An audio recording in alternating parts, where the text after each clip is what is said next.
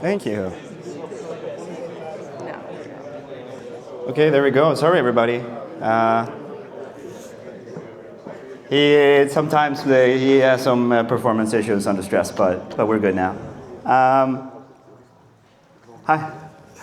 I am also one of the previous School of Entrepreneurship students. I'm also running a company. I've been pitching it about 1 billion or so times. And I figured I'll tell you all about the elevator pitch and how to make a great one in a couple of minutes. And we all know what it is. We all know the basic setup of an elevator pitch is that you go into an elevator. There's this one guy there you have to pitch to in 20 seconds or so before he gets off at his floor. And we really need to get the hook in. We really need to make sure we get this deal. And usually I find there are 3 rules for how to make an elevator pitch. Number 1, it has to be real short. You need to make sure you finish your pitch with some oomph to it before they get off at their floor. It needs to be real easy to understand. This is like generally applicable sort of pitch. And you need to know it in your sleep. You need to always be ready. This is the number 1 big iron on your hip at all times. That's the elevator pitch, yeah? And let me show you how I do that for our company, for Ambidex. So you can imagine there's this sort of scary looking dude in the elevator and I have to pitch and I go, "Hi, I'm Gustav. Did you know that the power grid struggles when everyone uses electricity at the same time? We found a way to fix that without new power plants or batteries. Actually, supermarkets already run huge cooling system, and with our software, we can treat them like giant rechargeable batteries. Stores save money, the grid stays stable, and the planet gets cleaner energy. And we're already doing this in Swedish supermarkets, and it scales all across Europe." Did you notice something? Did you notice it sucks? Yeah, that's absolutely terrible. But I did follow the rules.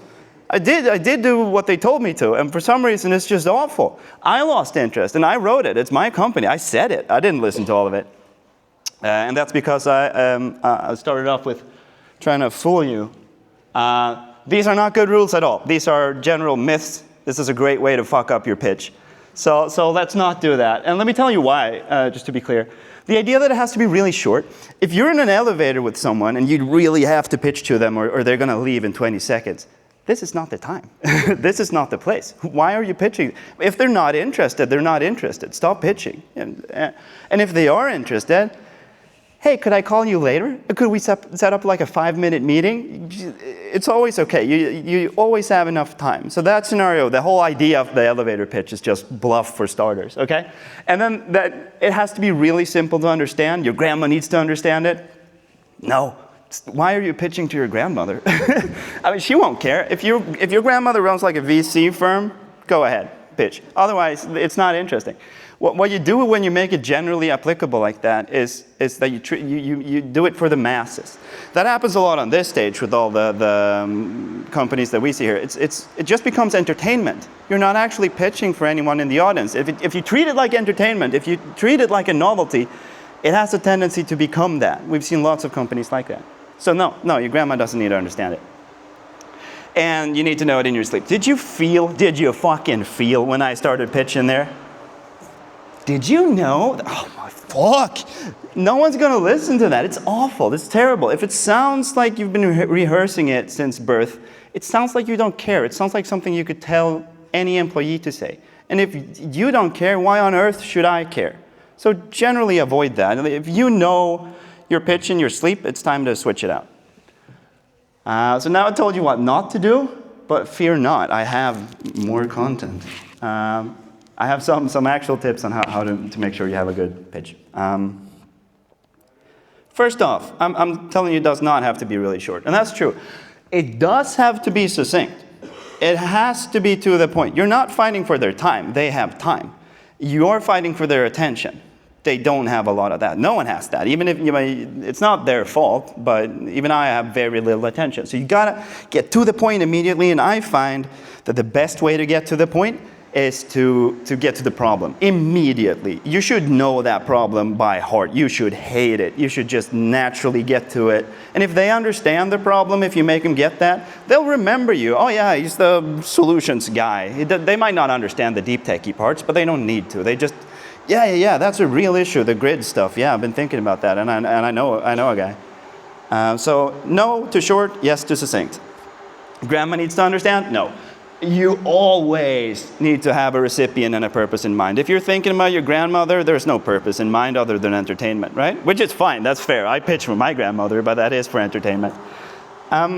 Always have, like this, you do not have one elevator pitch. You have a few elevator pitches for different recipients with different purposes. What do you want? Are you pitching just to pitch, or do you want something out of this? Probably you want something out of it. Don't know it in your sleep. Know your product. Know the problem. Know the solution. Know it to the point where you can just naturally bring it up in conversation, so it doesn't sound so pre-planned. And this is all easy to say, but let me show you what I mean with these 3 points, and then I'll be done. First off, how do we keep it succinct? Well, we never pitch without an intended recipient and purpose. So here, my imagined recipient is like a VC representative. It's after work, we've had a whole long day, and I'm about to pitch because I want money. I want the money that he controls, right? And then I tell him that, so what we do, what Ambidex does, my company, is that we use the coolers and freezers in grocery stores, and we use them like batteries, right? And we use them to stabilize the electricity grid. Already there, okay, that's good.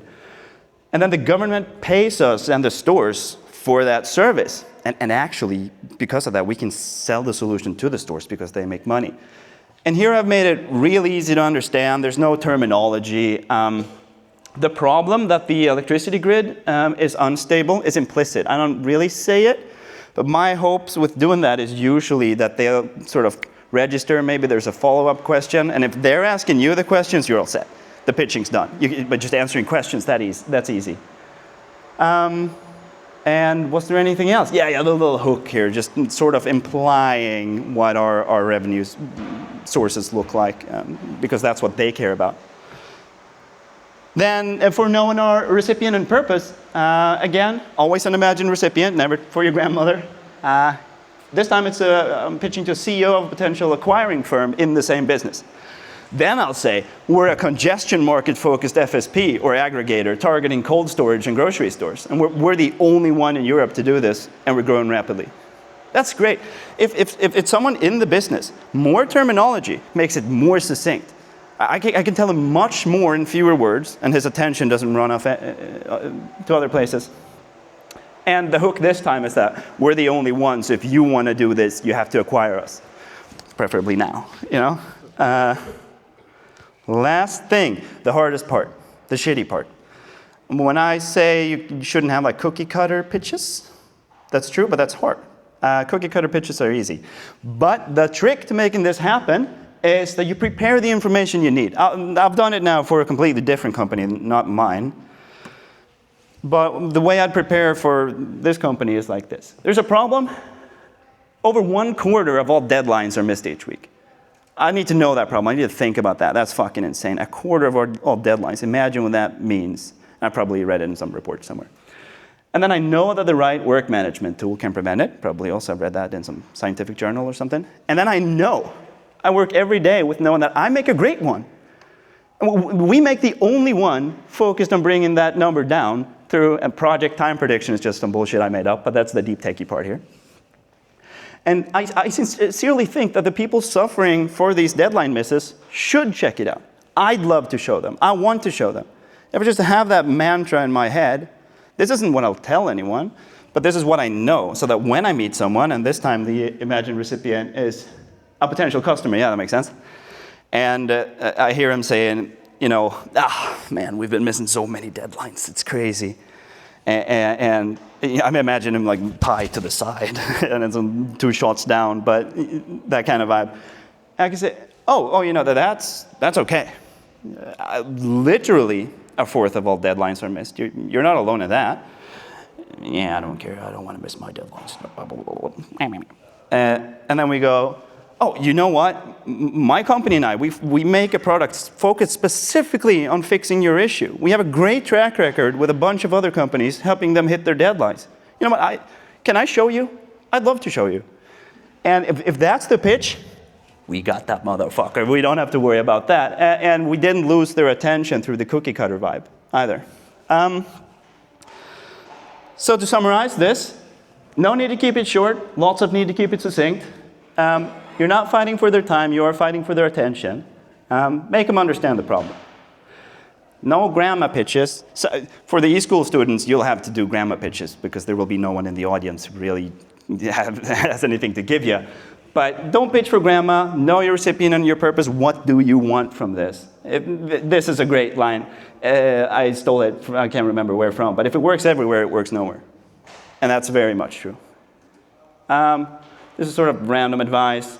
Please don't know it in your sleep. Please speak from the heart. And the best way to do it is to memorize facts and know your product and the problem. And then the way to really do it, that you'll do later, is that you run by it a couple of times by imagining different recipients, different purposes. You go at the core of your business from different angles. That's going to help you tremendously. Yeah, that's it. Okay, thank you for listening.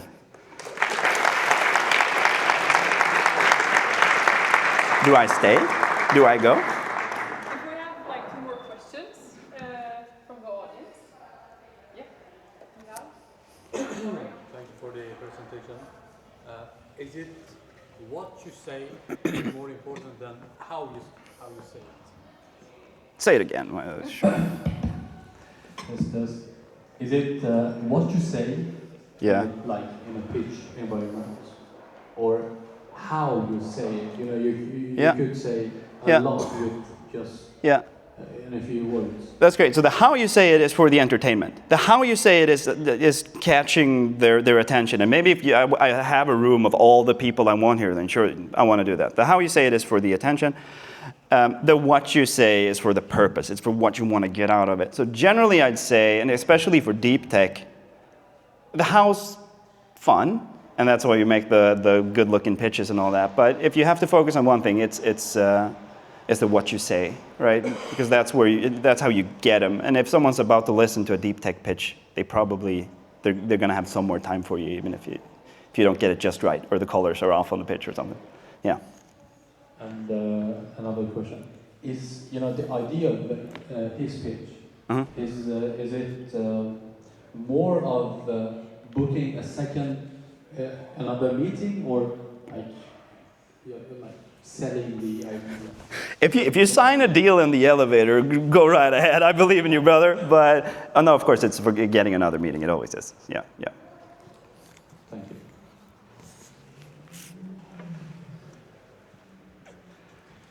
Yes, you mentioned that elevator pitches are like kind of outdated, but like still like I would say they're still useful to like again get the hook and then like kind of drop something and see if they're gonna ask follow-up questions or something. But you have to start from somewhere, right? Yep.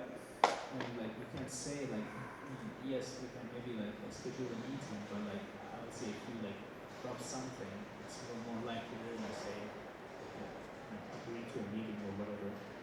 Yeah, you're absolutely right. That's totally true. And I'm not saying dismiss the elevator pitch. I'm just saying you won't be in an elevator. So take a different approach to it. But yes, if you have a chance to bring it up, the best way to bring it up is that you know your company, you know the problem, and you kind of hate the problem enough to naturally tell them why they should care. And if you know, hopefully you know who they are and what you want. And then you could also make sure you get the right hook in, right? The hook for a potential customer and an investor are usually very different, right? The value prop is very important for the customer and a cool side note for the investor. Yeah. All